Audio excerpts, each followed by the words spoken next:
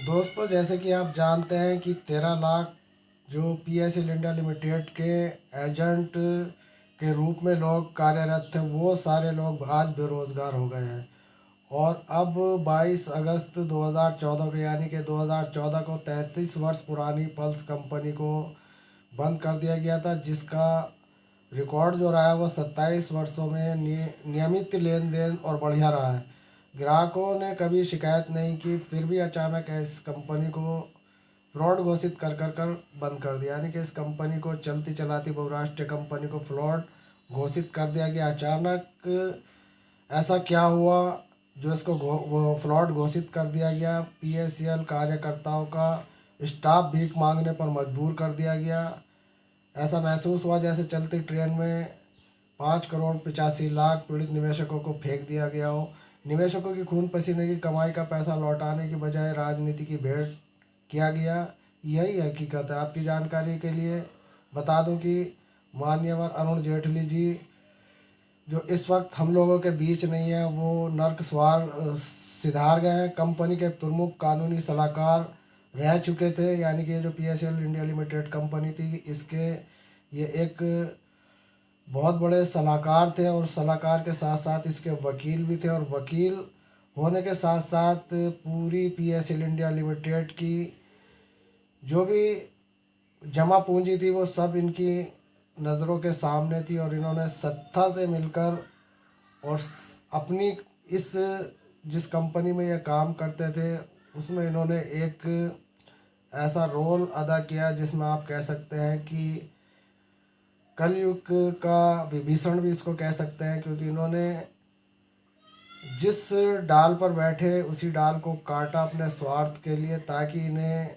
Party में एक मंत्री का स्टूल मिल सके। और उस स्टूल को पाने के लिए इन्होंने 49,100 करोड़ रुपया की लूट मचाई, जो कराई वो एक सत्ताधारी।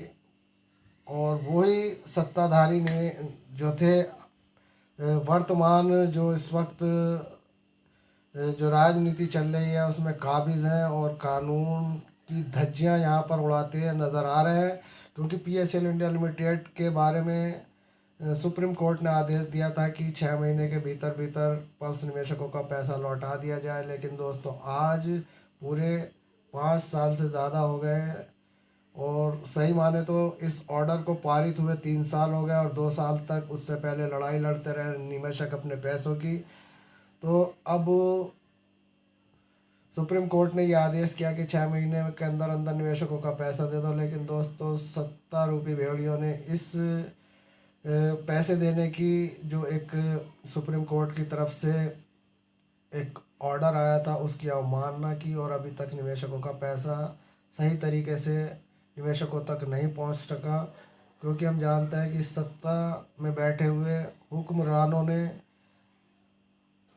सरकारी विभागों को आड़ बनाकर, यानी कि सरकारी विभागों को अपने साथ मिलाकर षड्यंत्र तरीके से चिटफंड कंपनियों को लूटा गया। करोड़ों अरबों की संपत्ति लूटी गई।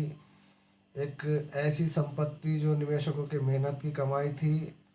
और आज अरुण जेटली जैसे विभूषणों के कारण 35 साल से चल रही कंपनी चारों खाने चित हुई पड़ी है, और जिसमें 49,100 करोड़ रुपया गरीबों का फंसा हुआ है।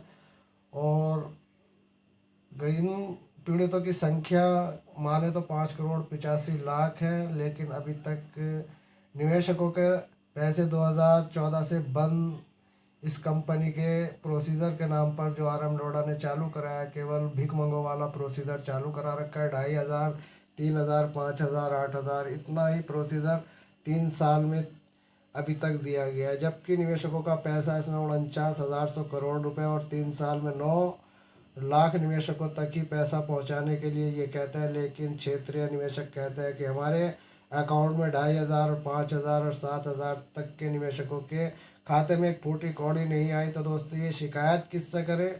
आज भी संगठन अपने पैसे की मांग को लेकर अपने उग्र प्रदर्शन कर रहे हैं। और हाल फिलहाल की बात अगर करें तो इस वक्त आज की डेट में भी अमित गर्ग, एडवोकेट अमित गर्ग, जो पीएसएल इंडिया लिमिटेड के पैसे दिलाने के लिए अपनी पुरजोर कोशिश कर रहे हैं, तो आज भी वो आगरा में अपनी मीटिंग को लिए बैठे हैं पीएसएल के ऑफिस में। पीएसएल का ऑफिस खोलकर वहाँ पर मीटिंग करते हैं। इनका साफ कहना है कि पीएसएल की प्रॉपर्टी लोढ़ा कमेटी के बाप की नहीं है, ये सब गरीबों का पैसा है। और उन्होंने कहा कि ये कि जो लड़ाई है हमारी, हम बहुत टाइम से लड़ते आ रहे हैं लेकिन अभी तक हमें कोई सफलता नहीं मिली।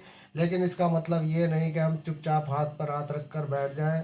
आज भी अमित गर्ग अपने पीड़ित निवेशकों के साथ इस कोविड-19 की महामारी के चलते एक रिस्क लेकर अपने सभी निवेशकों के साथ सोशल डिस्टेंसिंग का पालन करते हुए निवेशकों को संबोधित कर रहे हैं और आगे की नई रणनीति के बारे में वो बताने जा रहे हैं कि किस तरीके से हमें आगे की रणनीति लेकर चलनी है। तो दोस्तों, ये बड़ी खबर आपको ST न्यूज़ चैनल से दी जा रही है। खबर पसंद आए तो चैनल को सब्सक्राइब